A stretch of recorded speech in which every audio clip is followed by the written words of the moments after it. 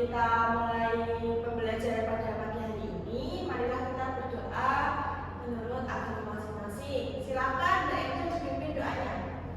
Berdoa mulai. Doa selesai. Oke, baik.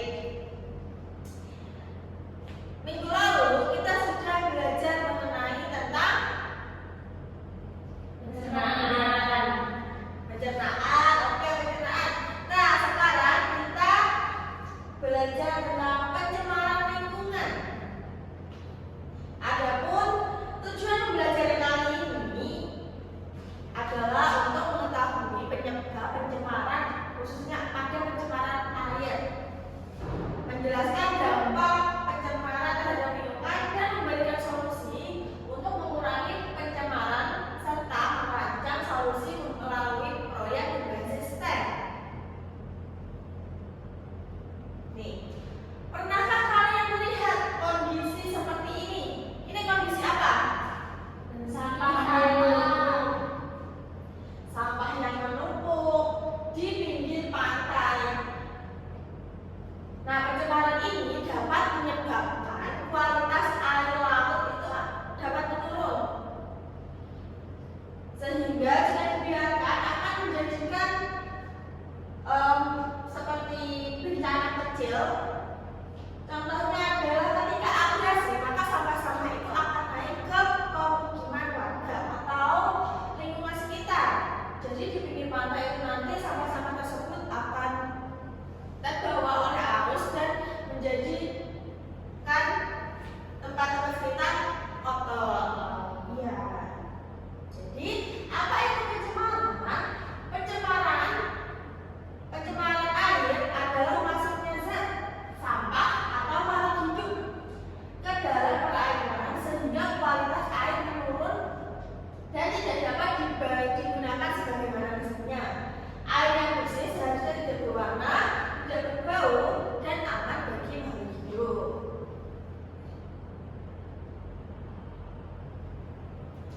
Dari mana sih datangnya pencemaran itu? Pencemaran dapat datang dari mana saja. Contohnya yang pertama, sampah plastik bekas makanan dan minuman kita. Kalian sadar nggak kalau bukan makan dan minum, pastinya meninggalkan banyak sampah. Ya kan, contoh kecil saja, kalian habis minum es nih. Es itu kan menggunakan plastik dan sedotan. Setelah itu kalian buang kemana? Kemana dulu? Kata banyak juga kebalik. Itu nggak boleh ya. Karena apa? Itu dapat mencemari lingkungan kita. Sehingga kalau kita punya sampah harus dibuang ke tempat sampah. Tempat sampah yang semestinya untuk sampah. Kalau dibuang ke parit, nanti pastinya dapat menyebabkan tersumbat. Nanti kalau hujan gede terus ada sampah nggak bisa ngalir kemana? Banjir. Yang kedua, limbah rumah tangga. Limbah rumah tangga ini tidak hanya mendatangkan pencemaran. Jadi limbah rumah tangga ini terdapat beberapa limbah. Salah satunya adalah limbah organik dan anorganik.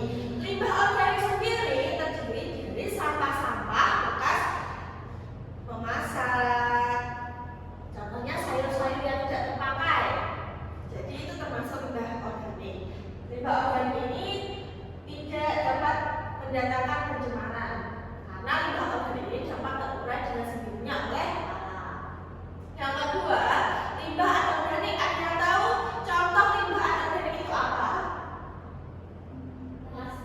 Plastik, benar. Apalagi? Kaleng, betul, botol. Nah, itu adalah salah satu penyebab pencemaran karena limbah-limbah tersebut tidak dapat terurai dengan sendirinya. Jadi, jika kita mempunyai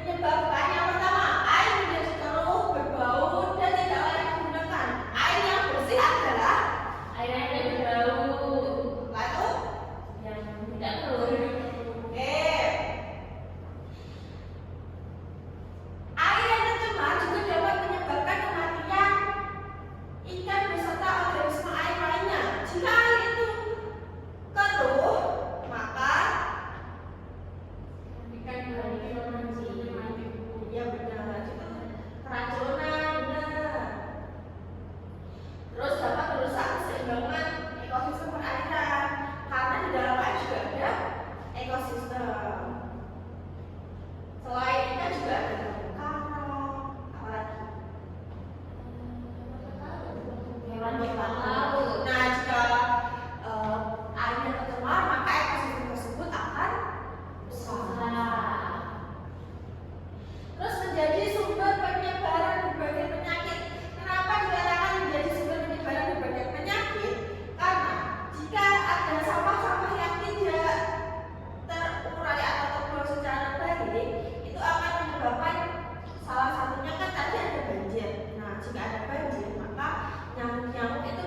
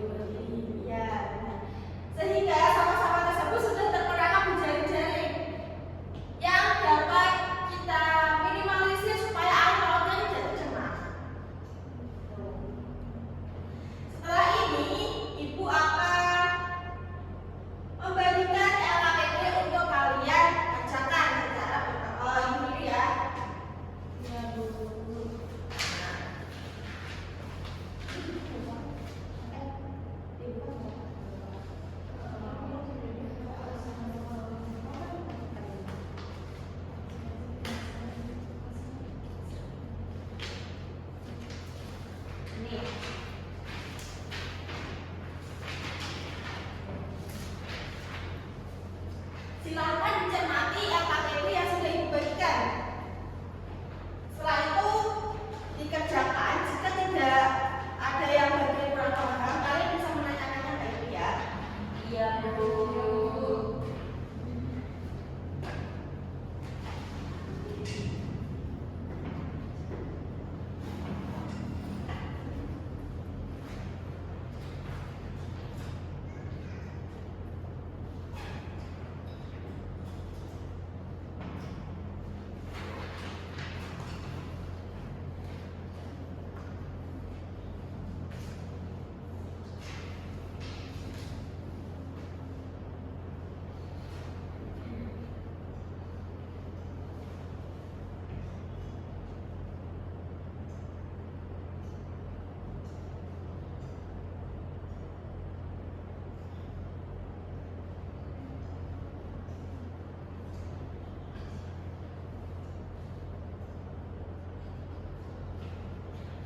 Nah, coba dibuka LKPD halaman 3, aktivitas pertama. Apa yang kalian itu? Apa yang kalian lihat di gambar itu? Ada penemuan sampah Oke, kira-kira dari mana penumpukan sampah yang di air laut ini? dari aliran sungai. Oke. Tahu dampak apa yang disebabkan oleh penumpukan sampah tersebut? Silakan kalian berdiskusi. Oke Bu, langsung ditulis di sini Bu. Ya, langsung. Mbak Fia ada kesulitan? Ini tuh yang ini dihitung ini gimana? Nah, jadi itu kalian membuat solusi dari pencemaran air laut. Jadi kan gambar ini kan terdapat sampah-sampah di laut. Otomatis sampah ini berasal dari sungai-sungai. Solusinya harus beda Bu. Iya dong.